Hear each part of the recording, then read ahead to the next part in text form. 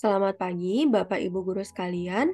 Pada kesempatan kali ini, kami akan menjelaskan mengenai UBL yang Bapak Ibu guru akan gunakan dalam proses belajar mengajar IPS topik.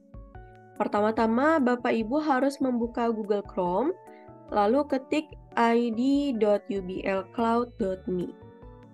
Perlu diingat untuk selalu menggunakan Google Chrome agar pengalaman mengajar dengan UBL tetap lancar. Jika sudah, nanti akan muncul halaman login seperti ini. Selanjutnya, Bapak Ibu bisa memasukkan username serta sandi atau password agar bisa login ke akun masing-masing.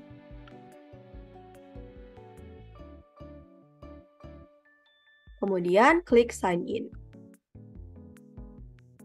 Nah, setelah Anda login, maka halaman pertama yang akan muncul dalam layar Bapak Ibu adalah sebagai berikut. Seperti yang dapat dilihat, terdapat tab menu dashboard yang akan sudah secara otomatis terbuka. Dalam halaman ini, Bapak Ibu bisa melihat segala informasi mengenai kelas, siswa, serta tugas yang telah Bapak Ibu berikan kepada siswa. Pada tutorial kali ini, kita mulai dari bagian ujung kanan atas. Di sini terdapat 4 tombol icon. Yang pertama ada berbentuk bendera, ini merupakan tombol bahasa. Jika kita klik, maka akan muncul berbagai bahasa yang dapat Bapak Ibu pilih. Selanjutnya, di sebelah ikon bahasa terdapat ikon mail atau surat. Fitur ini bisa digunakan untuk mengirim email atau pesan secara pribadi ke seluruh pengguna seperti sesama guru LPK, online tutor, maupun siswa-siswa dalam LPK Bapak Ibu. Fitur ini dapat digunakan juga sebagai tempat mengumpulkan tugas dari siswa ke tutor atau guru secara privat. Nah, caranya sama seperti email pada umumnya. Bapak Ibu bisa klik compose. Kemudian Bapak Ibu bisa langsung membuat emailnya. Nah, bisa pilih penerimanya mau siapa, kemudian silakan tulis judulnya, dan kemudian bisa untuk melampirkan file juga bisa, untuk memilih kategori emailnya untuk apa juga bisa, untuk tugas kah atau ujian, kemudian bisa isi message-nya apa. Jika sudah terisi, Bapak Ibu bisa klik send. Kemudian kita balik lagi ke bagian icon. Kemudian di sebelah icon mail di sini ada icon full screen. Jika kita klik, maka Bapak Ibu bisa menggunakan UBL dengan tampilan mode layar penuh seperti ini. Kemudian di sebelahnya lagi ada icon bell atau lonceng yang bertujuan untuk melihat notifikasi atau pemberitahuan dalam UBL. Kemudian di paling kanan terdapat icon akun. Silakan Bapak Ibu klik akun ini, akun Bapak Ibu. Nah, kemudian di bawahnya di sini ada student account karena akun saya ini juga dijadikan sebagai akun student sekaligus akun teacher. Jadi bisa langsung berganti akun dengan klik tombol ini saja. Nah, kemudian di bagian bawahnya ada tombol profile untuk menyesuaikan profil Bapak Ibu. Silakan klik profile. Nah, maka tampilannya akan seperti ini.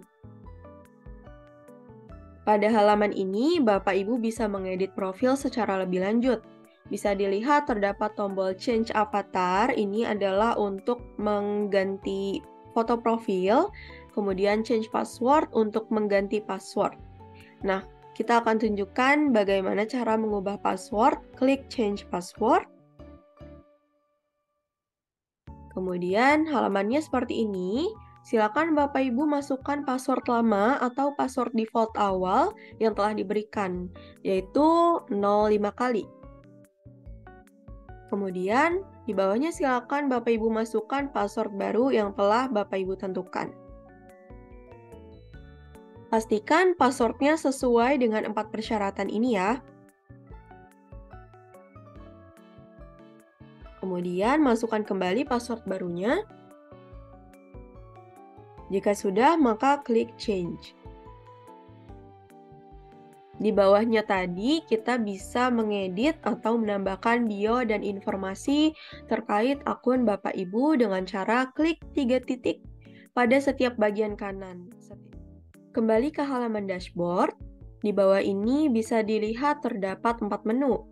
Yang pertama, Active Lectures. Di sini Bapak Ibu dapat melihat course yang Bapak Ibu ampu selama satu periode. Kemudian Active Class, Bapak Ibu dapat melihat kumpulan kelas-kelas yang sedang berjalan selama satu periode. Kemudian Total Students, yaitu jumlah siswa yang terdaftar dalam sistem UBL, dan ada Assigned Assignments, ini melihat daftar tugas yang telah Bapak Ibu berikan kepada siswa dalam setiap kelas.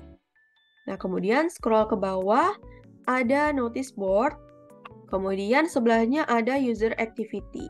Ini semacam grafik aktivitas pengguna di UBL. Kemudian kita lanjut ke bawahnya, ada Recent Courses. Ini akan memperlihatkan course yang terakhir Bapak Ibu akses dalam UBL ini. Kemudian terakhir ada kalender untuk memberitahu jadwal event yang sedang atau akan berlangsung. Kita beralih lagi pada papan menu sebelah kiri. Setelah selesai melihat menu dashboard, di bawahnya terdapat menu Classroom, yang mana merupakan menu inti kegiatan pembelajaran yang akan sering Bapak Ibu gunakan. Jika kita klik menu Classroom, maka akan muncul beberapa submenu di bawahnya. Ada course, kemudian assignment itu tugas, quiz itu quiz, attendance kehadiran, gradebook itu buku nilai, dan course evaluation semacam survei atau evaluasi kelas. Nah, pada kali ini kita akan mulai dulu dari submenu course. Silakan Bapak Ibu klik. Lalu akan muncul halaman course list atau daftar course yang sudah terdaftar. Nah, pada daftar course atau kelas Bapak Ibu akan muncul daftar kelas seperti IPS topik bab 1-5, IPS topik bab 6-20, dan lain-lain. Bapak Ibu bisa klik tombol enter pada course yang ingin Bapak Ibu tuju. Setelah itu akan muncul halaman course-nya seperti ini. Langsung terlihat detail informasi mengenai course yang Bapak Ibu ampu. Kemudian di bawahnya terdapat chapter list atau daftar bab ya. Nah, di sini ada bab 1 dan seterusnya. Bapak Ibu bisa memilih bab mana yang Bapak Ibu ingin lihat konten materinya. Misalnya sekarang kita coba buka bab 1, berarti klik saja bab 1. Kemudian di bawahnya ada deskripsi singkat dari bab tersebut. Nah, di sebelah kanan terdapat tombol Content View yang merupakan tempat Bapak Ibu mengakses konten materi pembelajaran pada setiap bab.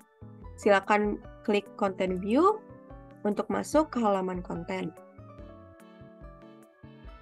Nah, ini adalah tampilan dalam Content View, yaitu isi konten materi inti yang akan siswa akses setiap harinya. Nah, pada course IPS topik ini, rata-rata bentuknya video 1 atau 2 video dalam berbagai babnya. Nah, pada kali ini ada video di konten materi ini. Bapak Ibu bisa klik play saja.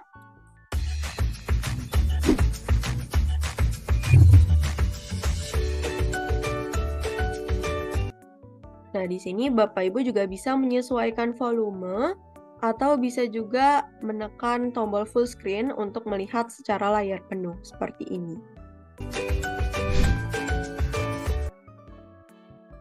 Kemudian jika ingin ke slide selanjutnya, bisa klik saja di bagian bawah ini ke slide selanjutnya. Nah, di sini contohnya slide kedua berbentuk PDF. Sekarang Bapak Ibu bisa lihat pada panel sebelah kiri. Kita lihat pertama ada tombol kotak-kotak, yaitu tombol Open Navigation atau navigasi yang berfungsi untuk berpindah konten bab lainnya tanpa perlu keluar dari content view ini. Jadi di sini ada chapter list-nya, daftar bab di course ini, bab 1, bab 2, hingga seterusnya. Kita lanjut ke bagian panel bar. Di bawah Open Navigation terdapat tombol chat untuk mengirim chat seperti merespon terkait konten bab tersebut. Fitur ini dapat Bapak Ibu gunakan saat kelas real time sebagai bentuk diskusi kepada siswa. Ketiga, ada tombol video call untuk online meeting. Kemudian di bawahnya ada tombol Classboard sebagai papan tulis selayaknya kelas offline. Jadi Bapak Ibu bisa menulis atau menambahkan apapun di sini untuk dilihat oleh siswa. Selanjutnya di bawah Classboard terdapat fitur Quick Quiz. Fitur ini berfungsi untuk membuat kuis secara cepat langsung dalam halaman content view bab tersebut. Di bawahnya terdapat Quick Survey. Fitur ini juga berfungsi membuat survei secara cepat. Nah, di paling bawah ada tanda panah. Ini adalah tombol untuk berpindah slide ke slide selanjutnya. Sekarang kita kembali ke halaman course. Kita scroll ke bawah, terdapat 3 fitur tab, yaitu kuis, assignments, dan forum. Pada tab kuis ini, Bapak Ibu dapat membuat kuis untuk dapat dikerjakan oleh siswa. Caranya tinggal klik tombol plus di sini. Nah, kemudian akan langsung diarahkan ke dalam menu pembuatan kuis. Sini ada quiz registration, pendaftaran kuis, dan ada basic info atau info dasar yang harus Bapak Ibu isi. Nah, course ini sudah terisi ya, Bahasa Korea Dasar 1. Di sebelahnya chapter atau babnya juga sudah terisi, bab 1. Dan di bawahnya Bapak Ibu bisa masukkan title atau judul kuisnya. Misalnya, kuis bab 1. Atau Bapak Ibu juga bisa langsung menuliskan judul soal kuisnya, misalnya pretest nama-nama negara, seperti itu. Kemudian di sebelahnya ada periode, ini untuk menentukan periode berlangsungnya kuis tersebut. Jadi kuis tersebut bisa dikerjakan siswa dari kapan sampai kapan. Misalnya kita tentukan dari tanggal 4 November sampai 10 November, seperti itu. Terus klik apply. Kemudian di bawahnya terdapat option atau opsi pilihan. Bapak Ibu dapat memberikan checklist pada kriteria mana saja yang sesuai dengan kuis yang dibuat. Pertama ada exam atau ujian yang sifatnya kuis ini memiliki durasi. Kita checklist. Nah, di sini Bapak Ibu bisa tentukan durasinya misalnya 30 menit. Berarti siswa tersebut maksimal harus mengerjakan dalam 30 menit. Ketika sudah lewat 30 menit, maka kuis tidak bisa dikirimkan atau nanti langsung muncul pop-up untuk segera mengirim jawaban ujiannya. Sehingga sifatnya sama dengan UBT. Kemudian di sampingnya terdapat negative marking. Ini hanya bisa digunakan ketika kita checklist menu exam saja. Jadi ini kalau tidak di checklist, maka tidak ada negative markingnya. Negative marking ini maksudnya akan memberikan persentase pengurangan poin ketika siswa menjawab jawaban salah.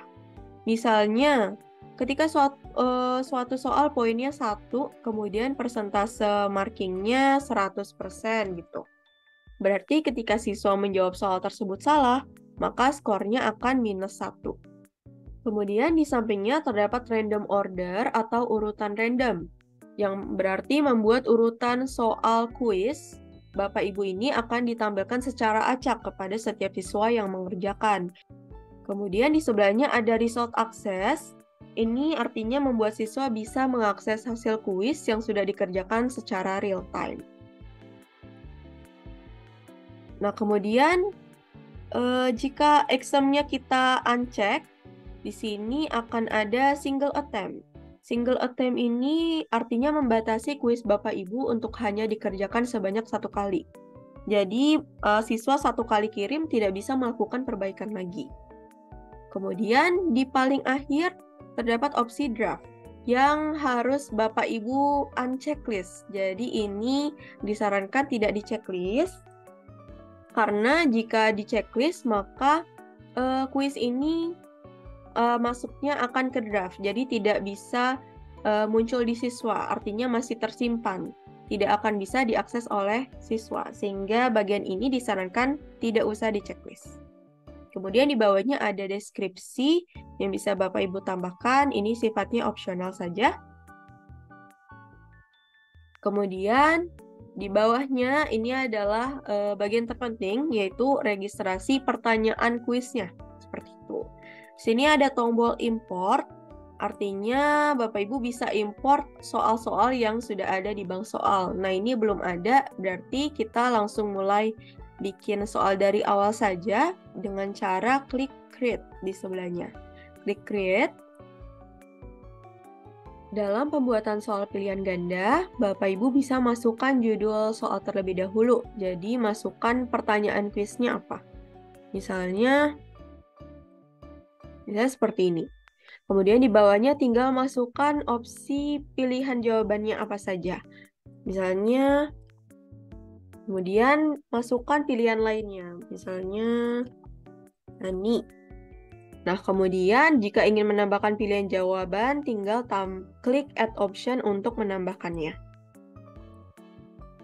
Di sini bisa tambah seperti ini.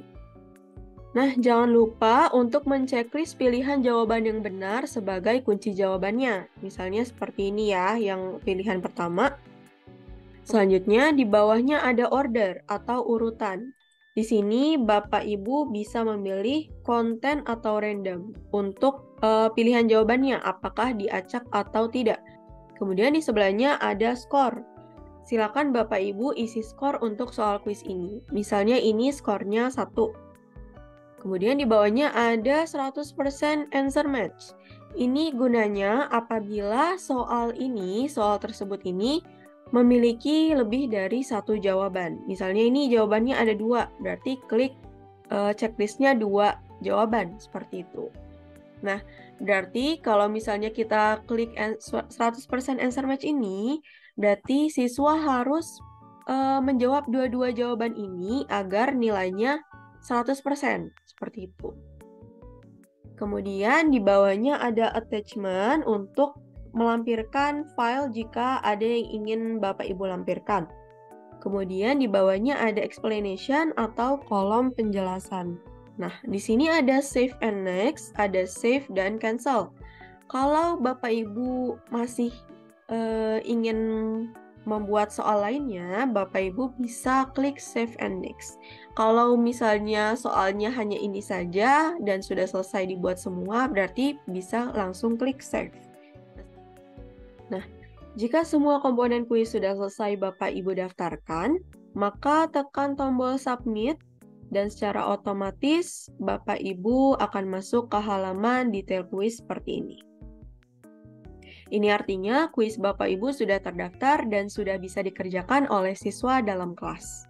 Sekian dulu untuk penjelasan UBL di part 1 ini. Semoga penjelasan yang kami berikan dapat dimengerti dengan mudah oleh Bapak Ibu.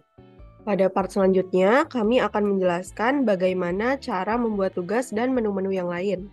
Sampai jumpa di part 2. Terima kasih.